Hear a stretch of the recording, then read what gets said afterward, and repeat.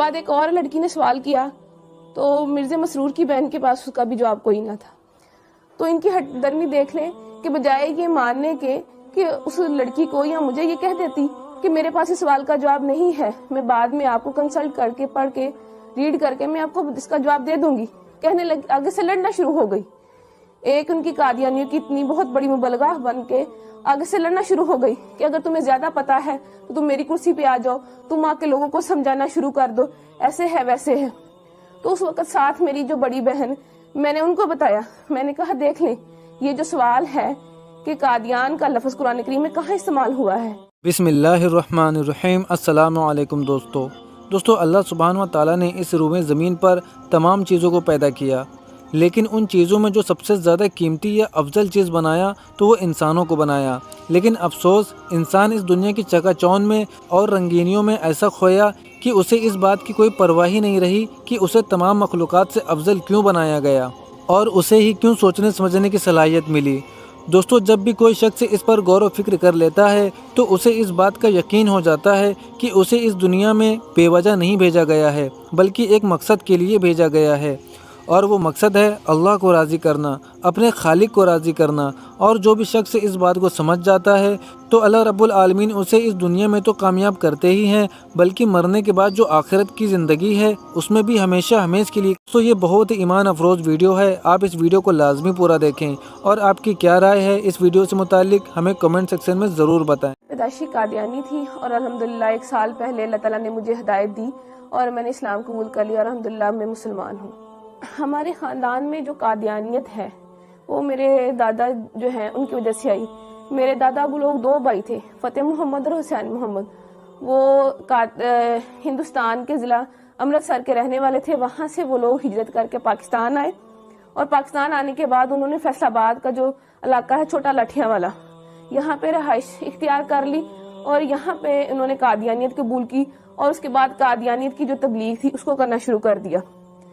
تو میرے والد کی جو شادی ہے وہ 61 چک بیدیاں والا میں ہوئی، اور جو میری والدہ تھی وہ بھی پیدائشی قادیانی تھی، اور وہ بھی اپنے اس گاؤں میں یعنی کہ 61 چک میں وہ بھی قادیانیت کی جو تبلیغ تھی وہ کیا کرتی تھی. اس والے جو آپ کے پروگرام میں نے ان کا جو خلیفہ ہے، موجودہ خلیفہ مرزا مسرور، اس کی بہن جو تھی اس سے میں نے سوال کیا کہ مرزا قادیانی جو ہے اس نے اپنی کتاب میں لکھا ہے کہ میں نے خواب میں دیکھا کہ قرآن کریم میں قادیان کا نام استعمال ہوا ہے، یعنی قرآن کریم میں قادیان کا لفظ آیا ہے.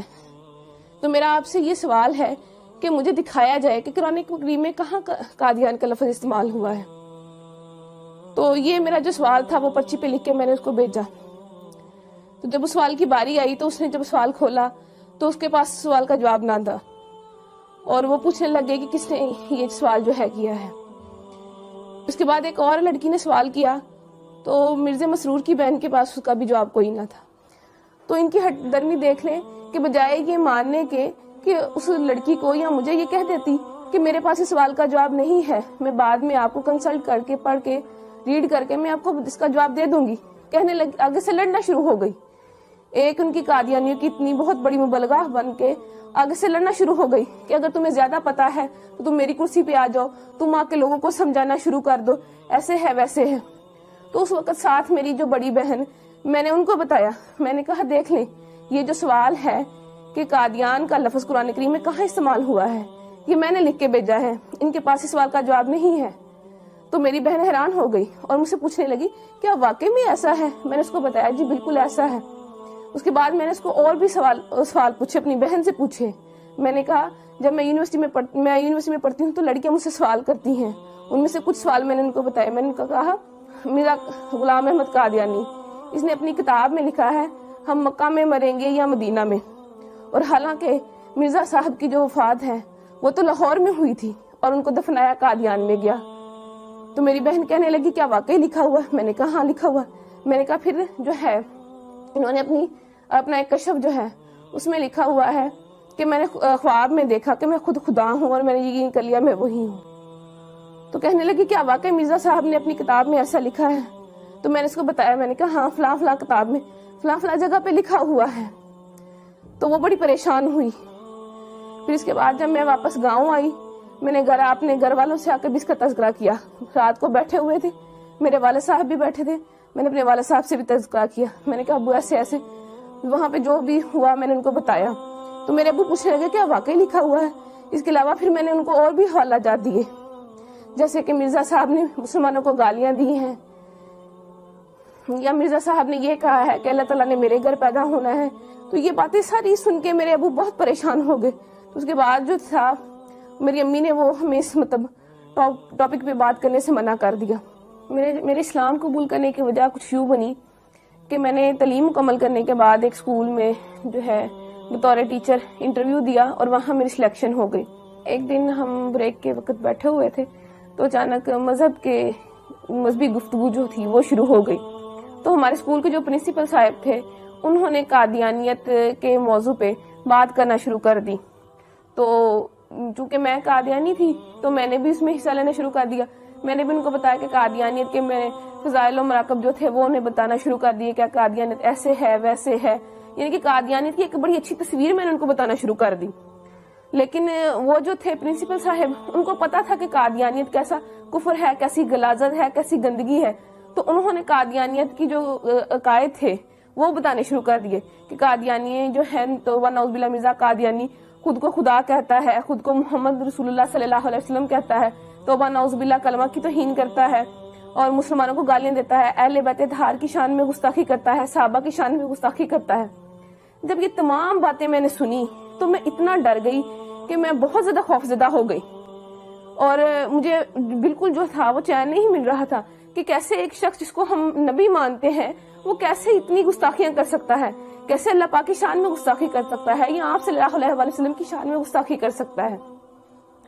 تو میں گھر آتی ہوں تو میں سو جاتی ہوں اور میں نے جب خواب دیکھا تو میں وہ خواب دیکھ کے بہت ڈر جاتی ہوں. خواب کچھ اس طرح ہے کہ میں اپنے گھر کے باہر موجود ہوں, گرمیوں کے دن ہے, سخت گرمی ہے اور میں گلی میں اکیلی موجود ہوں, میرا سر بھی ننگا ہے اور میرے پاؤں بھی ننگے ہیں.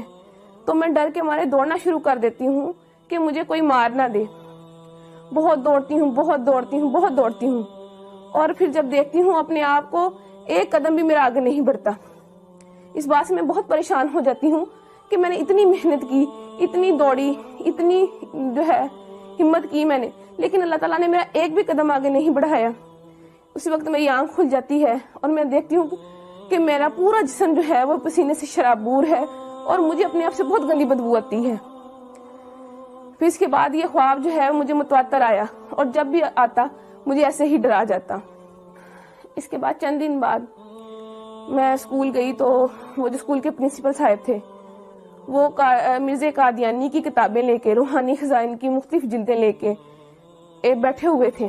انہوں نے مجھے بلایا اور مجھے کہنے لگے کہ جو جتنی باتیں میں نے تمہیں یعنی کہ جتنے قادیانیوں کے عقائد میں نے تمہیں بتائے ہیں, اگر میں تمہیں ان کتابوں سے دکھا دوں تو کیا تم یقین کر لو گی؟ میں نے انہیں کہا جی میں ضرور یقین کروں گی. تو انہوں نے جو ہے کتابیں کھولی اور جتنی باتیں وہ مجھے جو میں نے آپ سے پہلے بیان کی انہوں نے مجھے مرزا قادیانی کی کتابوں میں سے دکھائیں اور وہ کتابیں مرزا قادیانی کی لکھی ہوئی تھی. روا کی جو ہے ضیاء الاسلام پریس وہاں سے شائع ہوئی تھی. اس کے بعد جو ہے میری ملاقات جو میرے دماغ میں شکوک و شبہات تھے یا سوالات تھے تو ان کو دور کرنے کے لیے میری جو ملاقات تھی وہ ایک سابق قادیانی جو کہ اب مسلمان ہو چکے ہیں اور ختم نبوت کے بہت بڑے مبلغ ہیں, عرفان محمود برق صاحب, ان سے میری ملاقات ہوئی. تو انہوں نے جتنے بھی میرے شکوک و شبہات تھے وہ سارے دور کیے اور قادیانیت کی جو غلاظتیں تھی جو مجھ پہ نہیں کھلی تھی وہ کھول کر مجھے بیان کی. اور ان کی جو کتاب تھی قادیانیت سائنس و اسلام کے کٹہرے میں انہوں نے مجھے وہ پڑھنے کے لیے دی. تو اس کو پڑھ کے جتنے بھی میرے دماغ میں سوالات تھے وہ سارے کے سارے وہ ختم ہو گئے. تو اس کے بعد پھر میں نے مرزا قادیانی پہ اور قادیانیت پہ کروڑوں لعنتیں بھیجنے کے بعد آپ صلی اللہ علیہ وآلہ وسلم کی غلامی میں آ گئی اور کلمہ طیبہ پڑھ کے اسلام قبول کر لیا. اس کے بعد جب میں گھر گئی میں نے اللہ تعالیٰ سے جا کے دعا کی کہ اللہ تعالیٰ مجھے کوئی رستہ بتا, کہ مجھے کوئی ایسا نشان دکھا کہ مجھے پتہ چل سکے کہ میں نے آج جو کیا میں سچ پہ ہوں, میں حق پہ ہوں. تو میں جو ہے میں سو گئی تو میں نے وہی خواب جو میں پہلے دیکھتی تھی اور میں ڈر جاتی تھی وہی خواب مجھے دوبارہ آیا کہ میں اپنے گھر کے باہر موجود ہوں, گرمیوں کے دن ہے, سخت گرمی ہے اور میں ڈر کے مارے بھاگنا شروع کر دیتی. لیکن اس دفعہ معاملہ جو تھا وہ الٹ ہو گیا کہ جب میں ڈر کے مارے میں بھاگنا شروع ہوئی تو بھاگتے بھاگتے کہ میں پکی سڑک پہ پہنچ گئی تو میرا سر جو پہلے ننگا ہوتا تھا اس پہ ایک سفید چادر آ گئی خود بخود, اور میں نے دیکھا کہ میرے سامنے ایک شخص احرام باندھے کھڑا ہے. جب میں نے اپنی نظریں اوپر اٹھائیں تو میں نے سبز گنبد اور مینار کو پایا. تو اس کے بعد میری آنکھ کھل جاتی ہے اور مجھے اپنے آپ سے جو جہاں پہلے پسینے کی بدبو آتی تھی اب مجھے اپنے آپ سے اتنی اچھی خوشبو آنے لگ گئی. تو میں نے اس بات پہ اللہ تعالیٰ کا شکر ادا کیا کہ اللہ تعالیٰ میرا جو دل تھا وہ اتنا مطمئن نہیں تھا, لیکن تو نے مجھے اپنے نبی کا روزہ دکھا کے مجھے بتا دیا کہ میں نے آج جو کیا وہ بالکل سچ تھا اور میں بالکل حق پہ